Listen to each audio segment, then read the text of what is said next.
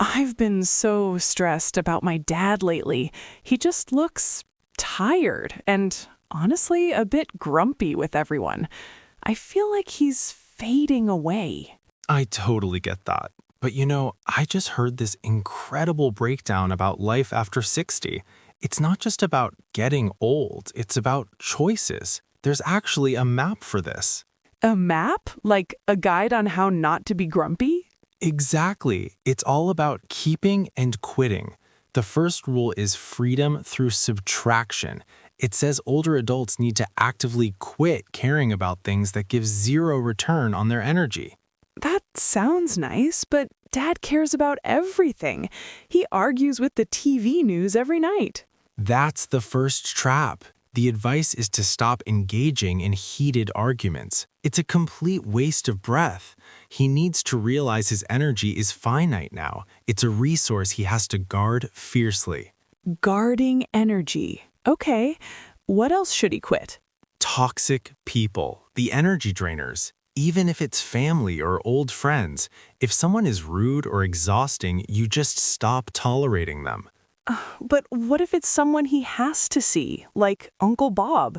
You use boundary enforcement without confrontation. You meet them in public for a quick coffee, not at home.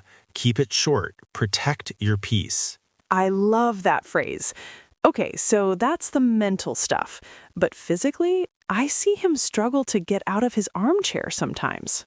That is the number one warning sign. It's the low chair struggle. It points to sarcopenia, muscle loss.